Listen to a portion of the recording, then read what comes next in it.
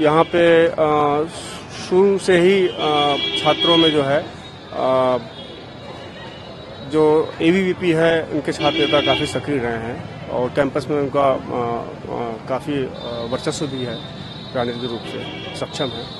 क्योंकि क्षेत्र प्रधानमंत्री जी का है तो एक्सपेक्टेशंस होती है कि प्रधानमंत्री जी के क्षेत्र में तो कुछ अलग होना चाहिए, तो क्या एक्सपेक्टेशंस है यहाँ पर? अगर यहाँ से जीत करके जाते हैं मोदी जी तो क्या एक्सपेक्टेशंस है? फिलहाल तो जो अगर मैं शहर की दृष्टि से देखूं तो बनारस शहर को प्रधानमंत्री जी जब से यहाँ से सांसद चुने गए हैं और सरकार बनी है तो आमूलचूल परिवर्तन हुआ है बनारस में। और अगर मैं ये भी कहूं कि अपेक्षा से ज़्यादा ही बनारस शहर को मिला है तो अतिशयोक्ति नहीं होगी।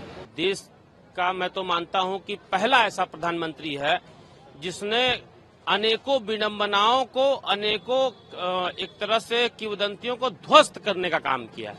अब पूछिए कैसे?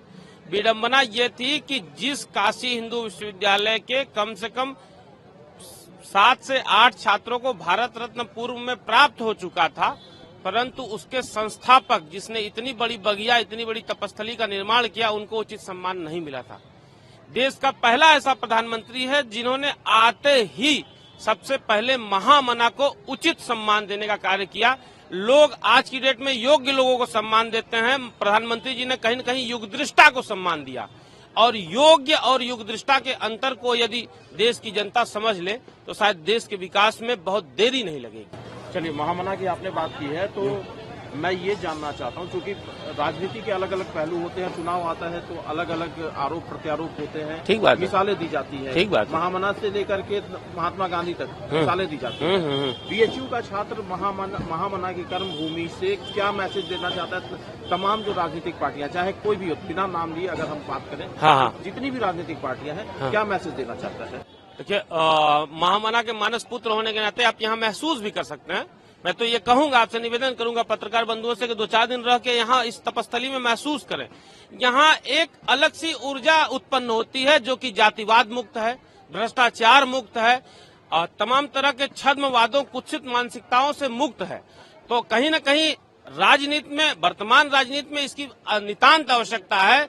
हम ऐसे व्यक्ति का चयन करेंगे जो जातिवाद, धर्मवाद और तमाम तरह के वाद विवादों से मुक्त होकर एक स्वस्थ, स्पष्ट और देश को विकासशील गति देने वाली सरकार बने। मैं तो यही कहूंगा कि बनारस में आधुनिकता, शिक्षा से लेकर अध्यात्म तक की बात करने वाला जो ही दल होगा, उस दल के प्रति काशी हिंदू विश्वविद्यालय सहित काशी की जो आम जनमानस होगी उनका रुझान होगा। और बेशक आप कह रहे हैं कि आपका रुझान किस ओर होगा, तो मुझे लगता है कि एक औपचारिकता है इस बार 2024 में, और एक चूंकि संवैधानिक और एक वैधानिक प्रक्रिया है, तो उस प्रक्रिया को चूंकि का अनुपालन कराना, पूरा कराना एक प्रक्रिया है। नहीं तो बेशक काशी के लोगों ने यह मन बनाया है कि पुनः एक बार, तीसरी बार देश के प्रधानमंत्री आदरणीय नरेंद्र मोदी जी होंगे और काशी से वो पुनः अधिक से अधिक अंतर से वो जीत करके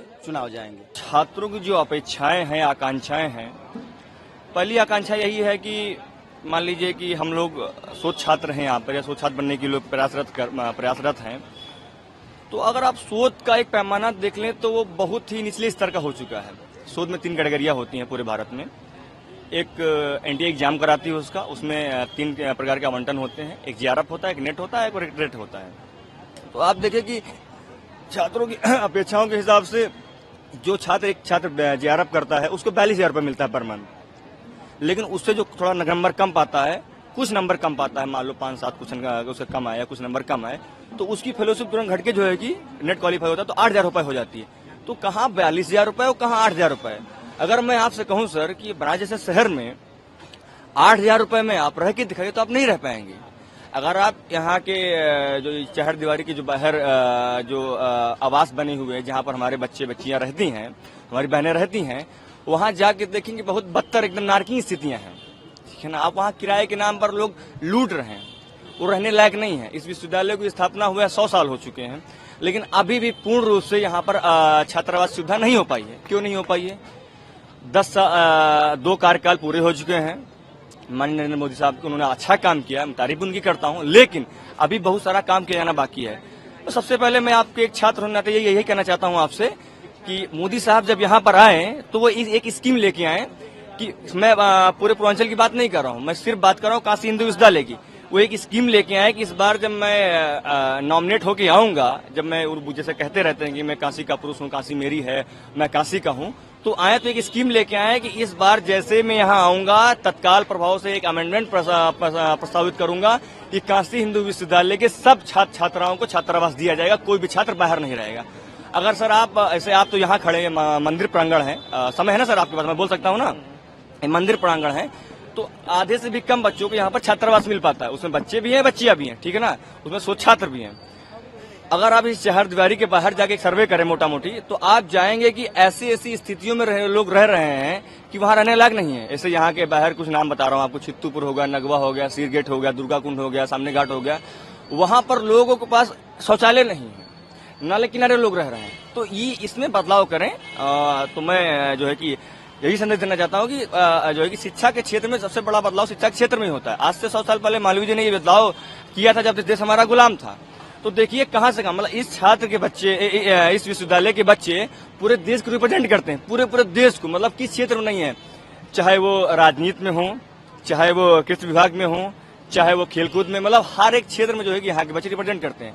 तो मैं आपके माध्यम से अपनी वाणी को विराम देते हुए यही कहना चाहूंगा कि मोदी जी जब इस बार यहाँ पर आए तो काशी हिंदू विश्वविद्यालय के बच्चों को पूर्ण रूप से छात्रावास की व्यवस्था देने का प्रस्ताव पारित करें। और दूसरी बात ये कहना चाहता हूँ कि जैसे मैं 100 छात्र हम लोग बनने की ओर अग्रसर हैं और या फिर आने वाले समय में हो भी जाएंगे, तो जो ये फेलोशिप का जो बंटवारा है ना, ये बहुत गड़बड़ है। गड़बड़ क्या, बहुत इनजस्टिस वे में है। फेलोशिप बंटवारा क्या है कि अगर आप जेआरएफ करते हैं तो आपको 42,000 रुपये मिलता है, लेकिन अगर आप नेट होते हैं तो 8,000 रुपये मिलता है।